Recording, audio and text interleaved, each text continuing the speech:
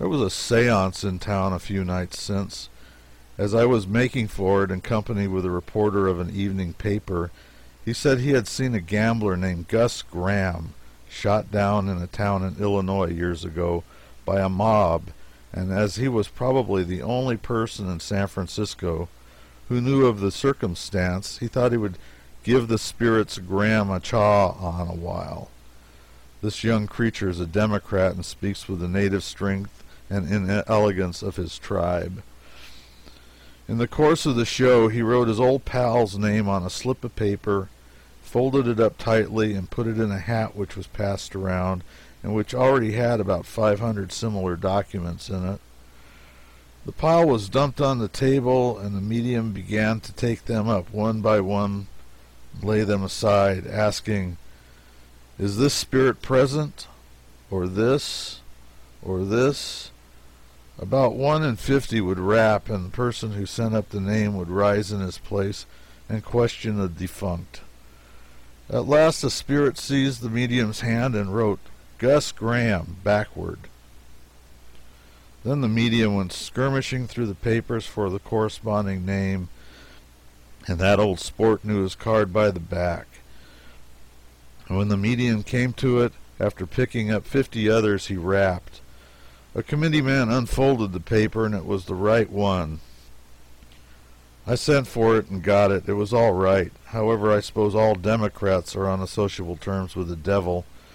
The young man got up and asked, "Did you die in 51, 52, 53, 54?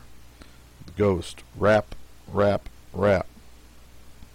"Did you die of cholera, diarrhea, dysentery, dog bite, smallpox, violent death?" Rap, rap, rap. "Were you hanged, drowned, stabbed, shot?" Rap, rap, rap. "Did you die in Mississippi, Kentucky, New York, Sandwich Islands, Texas, Illinois?" Rap, rap, rap. "In Adams County, Madison, Randolph?" Rap, rap, rap. It was no use trying to catch the departed gambler. He knew his hand and played it like a major. About this time a couple of Germans stepped forward, an elderly man and a spry young fellow, cocked and primed for a sensation. They wrote some names. Then young Ollendorf said something which sounded like "Ist ein Geist heraus." Bursts of laughter from the audience. 3 raps signifying that there was a Geist heraus. "Wollen Sie Sharon?" More laughter. 3 raps. "Winzig Stollen, Linnostlochter, Hallroffer, Valderall." Incredible as it may seem, the spirit cheerfully answered yes to that astonishing proposition. The audience grew more and more boisterously mirthful with every fresh question, and they were informed that the performance could not go on in the midst of so much levity. They became quiet. The German ghost didn't appear to know anything at all, couldn't answer the simplest questions. Young Ollendorf finally stated some numbers and tried to get at the point at the time of the spirit's death. It appeared to be considerably mixed as to whether it died in 1811 or 1812, which was reasonable enough as it has been so long ago. At last it wrote 12. "Tableau!" Young Ollendorf sprang to his feet in a state of consuming excitement. He exclaimed, "Ladies und gentlemen, I write the name from the man what lives. Spirit rapping tells me he dies in year 1812, but he is live and healthy as..." The medium, "Sit down, sir." Ollendorf, "But I want to..." Medium, "You are not here to make speeches, sir. Sit down." Mr. O had squared himself for an oration. Mr. O, "But the spirit cheat. There is no such spirit." All this time applause and laughter by turns from the audience. Medium, "Take your seat, sir, and I will explain this matter. And she explained, and in that explanation she let off a blast which was so terrific that I half expected to see young Ollendorf shot up through the roof. She said he had come up there with fraud and deceit and cheating in his heart, and a kindred spirit had come from the land of shadows to commune with him. She was terribly bitter. She said in substance, though not in words, that perdition was full of such fellows as Ollendorf, and they were ready on the slightest pretext to rush in and assume anybody's name, and rap and write and lie and swindle with a perfect looseness whenever they could rope in a living affinity like Paul Ollendorf to communicate with.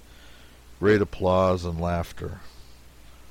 Ollendorf stood his ground with good pluck and was going to open his batteries again when a storm of cries arose all over the house. "Get down! Go on! Clear out! Speak on! We'll hear you! Climb down from that platform! Stay where you are! Vamoose! Stick to your post! Say your say!" The medium rose up and said if Ollendorf remained, she would not. She recognized no one's right to come there and insult her by practicing a deception upon her and attempting to bring ridicule upon so solemn a thing as her religious belief. The audience then became quiet, and the subjugated Ollendorf retired from the platform. The other German raised a spirit, questioned him at some length in his own language, and said the answers were correct. The medium claimed to be entirely unacquainted with the German language. Just then a gentleman called me to the edge of the platform and asked me if I were a spiritualist. I said I was not. He asked me if I were prejudiced. I said not more than any other unbeliever, but I could not believe in a thing which I could not understand, and I had not seen anything yet that I could by any possibility cipher out. He said then that he didn't think I was the cause of the diffidence shown by the spirits, but he knew there was an antagonistic influence around that table somewhere. He had noticed it from the first. There was a painful negative current passing to his sensitive organization from that direction constantly. I told him I guessed it was that other fella, and I said, blame a man who is all the time shedding his infernal negative currents. This appeared to satisfy the mind of the inquiring fanatic, and he sat down. I had a very dear friend who had gone to the spirit land or perdition or some one of those places, and I desired to know something concerning him. There was something so awful, though, about talking with living, sinful lips to the ghostly dead, and I could hardly bring myself to rise and speak. But at last I got trembling up and said with a low, trembling voice, "Is the spirit of John Smith present? You can never depend on these Smiths. You call for one, and the whole tribe will come clattering out of hell to answer you." Whack, whack, whack, whack. Bless me, I believe all the dead and damned John Smiths between San Francisco and perdition boarded that poor little table at once. I was considerably set back, stunned, I may say. The audience urged me to go on, however, and I said, "What did you die of?" The Smiths answered to every disease and causality that men can die of. "Where did you die?" They answered yes to every locality I could name while my geography held out. "Are you happy where you are?" There was a vigorous, unanimous no from the late Smiths. "Is it warm there?" An educated Smith seized the medium's hand and wrote, "It's no name for it." "Did you leave any Smiths in that place when you came away?" "Dead loads of them." I fancied I'd heard the shadowy Smiths chuckling at this feeble joke, the rare joke that there could be live loads of Smiths where all are dead. "How many Smiths are present?" 18 millions. The procession now reaches from here to the other side of China. "Then there are many Smiths in the kingdom of the lost?" The Prince Apollonian calls all newcomers Smith on general principles, and continues to do so until he is corrected, if he chances to be mistaken. "What do lost spirits call their dread abode?" They call it the Smithsonian Institute. I got hold of the right Smith at last, the particular Smith I was after, my dear lost, lamented friend, and learned that he died a violent death. I feared as much. He said his wife talked him to death, poor wretch. By and by, up started another Smith. The gentleman in the audience said that this was his Smith. So he questioned him, and this Smith said he died too by violence. He had been a good deal tangled in his religious beliefs and was a sort of a cross between a Universalist and a Unitarian. Has got straightened out and changed his opinion since he left here. Said he was perfectly happy. We proceeded to question this talkative and frolicsome old parson. Among spirits, I judge, he is the gayest of the gay.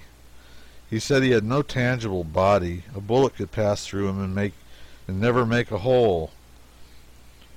Rain could pass through him as through a vapor and not discommode him in the least. So I suppose he don't know enough to come in when it rains, or don't care enough. Says heaven and hell are simply mental conditions. Spirits in the former have happy and contented minds, and those in the latter are torn by remorse of consciousness. Says as far as he's concerned, he's all right. He's happy. It would not say whether he was very good or very bad man on earth. The shrewd old waterproof nonentity. I asked the question so that I might average my chances for his luck in the other world, but he saw my drift. Says he has an occupation there. Puts in his time teaching and being taught. Says there are good spheres, grades of perfection. He is making very good progress and has been promoted a sphere or so since his matriculation. I said mentally, go slow, old man, go slow. You've got all eternity before you. And he replied, not. You don't know how many spheres there are, but I suppose there must be millions, because if a man goes galloping through them all at the rate this old Universalist is doing, he will get through an infinitude of them by the time he has been there as long as old Sesostris and those ancient mummies. And there is no estimating how high he will get in even the infancy of eternity. I'm afraid the old man is scouring along rather too fast for the style of his surroundings and the length of time he has got on his hands. Says spirits cannot feel heat or cold, which militates somewhat against all my notions of orthodox damnation, fire and brimstone. Says spirits commune with each other by thought. They have no language. Says the distinctions of sex are preserved there, and so forth and so on. The old parson wrote and talked for an hour, and showed by his quick, shrewd, intelligent replies that he had not been sitting up nights in the other world for nothing. He had been prying into everything worth knowing and finding out everything he possibly could. As he said himself, when he did not understand a thing, he hunted up a spirit who could explain it. Consequently, he is pretty thoroughly posted, and for all his accommodating conduct and his uniform courtesy to me, I sincerely hope he will continue to progress at his present velocity until he lands on the very roof of the highest sphere of all, and thus achieves perfection.